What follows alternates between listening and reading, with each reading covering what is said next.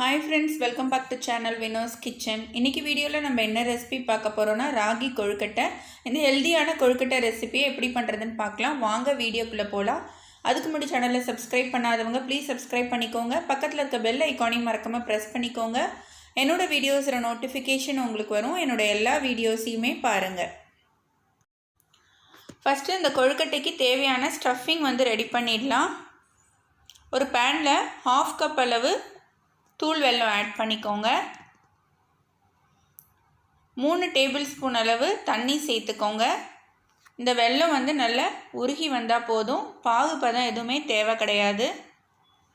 இந்த மாதிரி வெல்லத்தை தூள் பண்ணி நம்ம ஆட் பண்ணிக்கிட்டோம்னா டைம் நமக்கு சேவ் ஆகும். சீக்கிரமாக வெல்லம் உருகி வந்துடும். நல்லா மெல்ட் ஆகிடுச்சு வெல்லம். இப்போ இதோட நம்ம தேங்காவை ஆட் பண்ணிக்கலாம். 1 கப் அளவு துருவின தேங்காவை ஆட் பண்ணிக்கோங்க. தேங்காய் ஆட் பண்ணி நல்லா மிக்ஸ் பண்ணிக்கோங்க.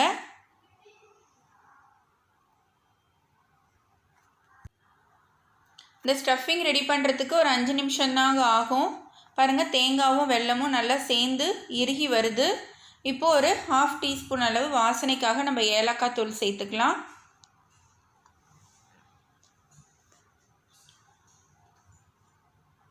வெல்லமும் தேங்காவும் நல்லா சேர்ந்து சுருண்டு வந்துருச்சு. இதை ஒரு பிளேட்டுக்கு நம்ம மாற்றி ஆற வச்சுக்கலாம். அடுத்தது நம்ம ராகி மாவை வறுத்து எடுத்துக்கலாம். 1 கப் அளவு ராகி மாவு சேர்த்துருக்கேன் பேனில்.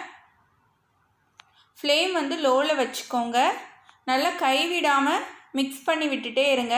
ஒரு 3லேருந்து 4 நிமிஷம் ஆகுங்க இது வறுக்கிறதுக்கு. அந்த பச்சை ஸ்மெல் எல்லாமே போயிட்டு நல்ல ஒரு வாசனை வரும். அந்த ஸ்டேஜ் வரைக்கும் நம்ம வறுத்துக்கலாம். நம்ம வறுக்காமல் கொழுக்கட்டை செய்யக்கூடாது. அந்த பச்சை ஸ்மெல் இருக்கும், அந்த மாவோட பச்சை ஸ்மெல்லு.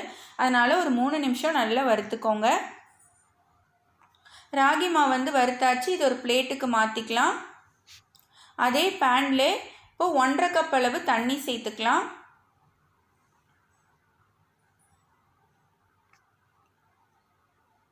இந்த தண்ணியை நம்ம நல்லா கொதிக்க விடணும். 1 பிஞ்ச் அளவு சால்ட்டு சேர்த்துக்கோங்க. 1 டீஸ்பூன் அளவு நெய் சேர்த்துக்கோங்க.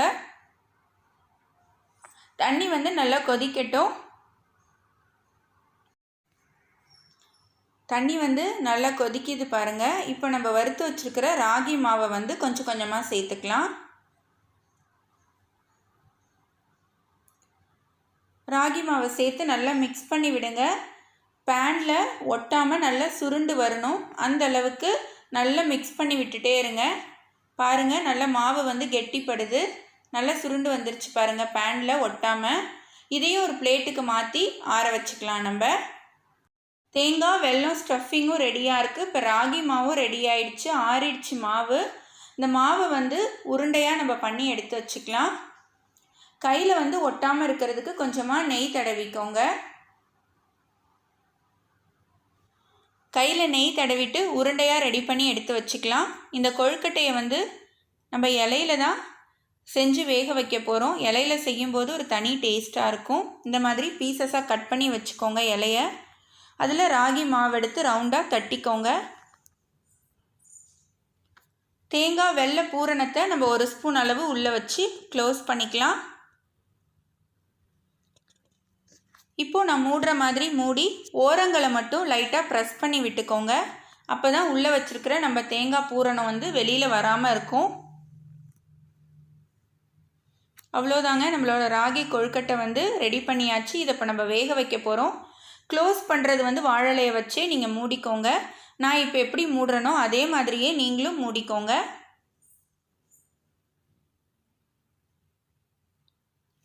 அவ்வளோதாங்க, இதே மாதிரியே நம்ம மற்றது எல்லாத்தையுமே ரெடி பண்ணிக்கலாம்.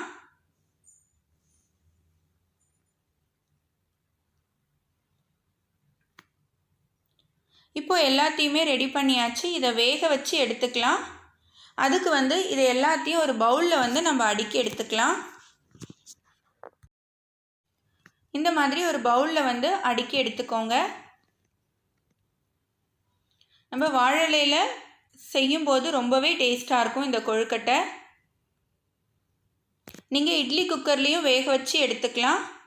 இல்லைன்னா இந்த மாதிரி ஒரு பேனில் ஒரு 2 கப் அளவு தண்ணி சேர்த்துட்டு உள்ளே ஒரு ஸ்டாண்டு வச்சுக்கோங்க. இப்போ நம்ம ரெடி பண்ணி வச்சுருக்கிற பவுலை உள்ளே வச்சு ஒரு மூடி போட்டு மூடிடுங்க. 15 நிமிஷம் 10லேருந்து 15 நிமிஷம் வேக வச்சுக்கோங்க. 15 நிமிஷம் ஆயிடுச்சு. பாருங்கள், இலையோட கலர் நல்லா சேஞ்ச் ஆயிடுச்சு. உள்ளே வந்து கொழுக்கட்டை நல்லா வெந்திருக்கும். இப்போ இதை எடுத்து நம்ம ஆற வச்சிடலாம். நல்லா ஆறிடுச்சு. இப்போ எல்லாத்தையும் நீங்கள் ஓப்பன் பண்ணிக்கோங்க. ராகி மாவில் நம்ம செய்யும்போது ரொம்பவே ஹெல்த்திங்க உடம்புக்கு. குழந்தைங்களுக்கெல்லாம் வந்து கண்டிப்பாக நீங்கள் இதை செஞ்சு கொடுங்க. உள்ளே பாருங்கள் பூரணம் இதோடு சேர்த்து சாப்பிடும்போது அவ்வளோ ஒரு டேஸ்ட்டாக இருக்கும். கண்டிப்பாக இந்த ரெசிப்பியை, ஹெல்த்தியான ராகி கொழுக்கட்டை ரெசிப்பியை நீங்களும் ட்ரை பண்ணுங்கள். உங்களுக்கு பிடிச்சிருந்ததுன்னா லைக் பண்ணுங்கள், ஷேர் பண்ணுங்கள். எப்படி இருந்துச்சுன்னு எனக்கு கமெண்ட் பண்ணுங்கள்.